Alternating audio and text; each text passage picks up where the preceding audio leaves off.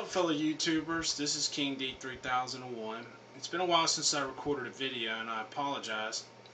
But tonight's video is going to be on the topic of home defense. And I'm going to go over some of the popular choices and the pros and cons of it.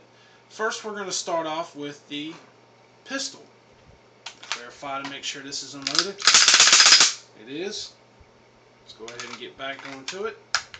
Decock it. Now, a lot of people swear by the pistol for home defense. They like it because it's short. You can fire from retention here at the chest. It makes it hard if you have to round a corner for someone to grab it and take it from you.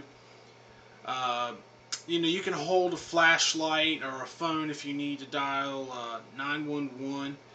I mean, it really depends upon the training that you have and the layout of your house and how much you know the layout of your house. But this is just some of my opinions. But my thing is, when you present the firearm out at full extent, depending upon your arm's reach, it's not much different than per se a shotgun or the AR-15. Now, the pistol is a versatile weapon. You have different calibers, 380, 45, 9mm, just to name a few. And there's different types of ammo available for those calibers. But the misconception that a lot of people get is they don't know that a pistol, even a .22, will penetrate multiple layers in a house. Even a .380, I've seen .22 long rifles fire from a pistol go through a refrigerator. Per se, a refrigerator's not that thick anyways, depending upon the make and model of the refrigerator. But I mean, it's a good choice, and it really depends on you and what you prefer. But don't get the misconception that this fire won't go through multiple walls. It will. Depending upon the caliber of pistol, it can be quieter than for say a shotgun. But it really depends on the caliber of the pistol and the length of the barrel. Now I'm going to go on to the shotgun, which is a personal favorite for me. Now the thing I like about the shotgun the most is just the versatility of the shotgun. Whether it's a 410, a 20 gauge, or a 12. Doesn't really matter which one of those three. It's just the ammo available nowadays, especially for the 410 due to the Taurus Judge and the Smith & Wesson Governor. The 410s really shine, or the 20 gauge or the 12 gauge, because with those three shotguns you have birdshot, buckshot, you got specialty ammo available, just to name a few things. Me personally, the shotgun is really a great home defense weapon. Say you live in an apartment and you're really close and you don't want to hurt your neighbors. Birdshot, I would say safe for the birds, but if push comes to shove and that's all you got, use birdshot. Most of the time, birdshot won't penetrate multiple layers of wall like buckshot will. And birdshot, there's a big wide spectrum available for birdshot. You got like number 6, number 7, number 8, number 9, just to name a few. You got BB shot. But me personally, I like the tried and true buckshot for a shotgun. And I recommend for your close-in engagements, number 4 buckshot. Number 4 buckshot will penetrate. It's kind of a balance from multiple and experience that I've tested it out. It's kind of a good cross between penetration and barrier penetration.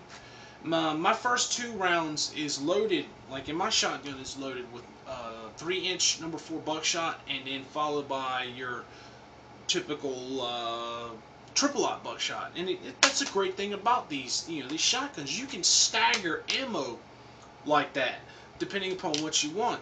Say you got number 4 buckshot in your shotgun, and you're like, the bad guy's hiding behind a couch and it's just not penetrating. Well, you can back that with a slug, which I don't really recommend slug for home defense. You got some people out there that do it, but that's really up to you. I back mine up with a heavier buckshot. It really depends upon you and what you like to do.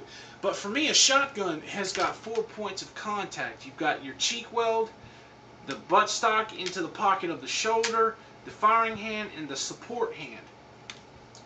And you can attach a lot of stuff to a shotgun. You can attach your flashlight. You can attach You know, extra ammo pouches on the side. You can put an extra ammo pouch here on the side of the receiver.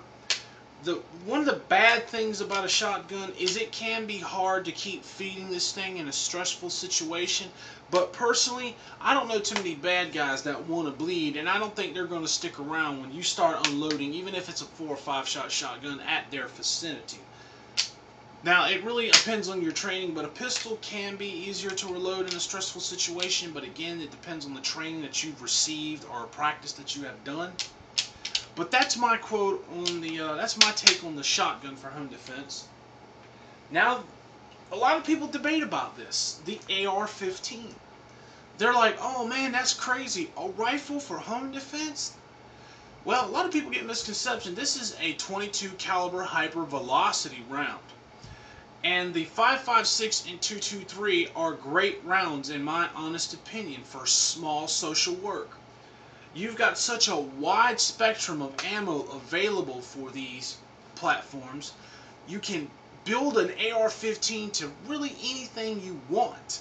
You can build it around you. You can make this thing look like a transformer. It really depends upon you. And the ammo selection for these things are great. I mean, they're just as versatile as a shotgun. But for me personally, I like the shotgun. The great thing about the AR-15 is if you have a fixed stock on your shotgun, or you can order a stock similar to this for your shotgun, depending upon the make and model. But you've got, you know, adjustable length of pull for somebody who has long arms, short arms. Again, you had that 4 points of contact.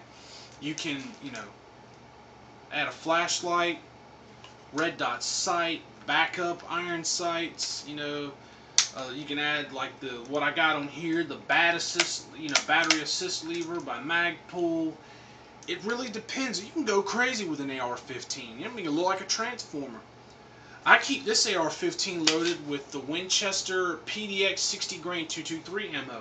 Now, how this typical hollow point works is the front of it fragments when it hits something that's not soft target, and the back portion of the round tends to penetrate up to 11 inches in ballistics gel.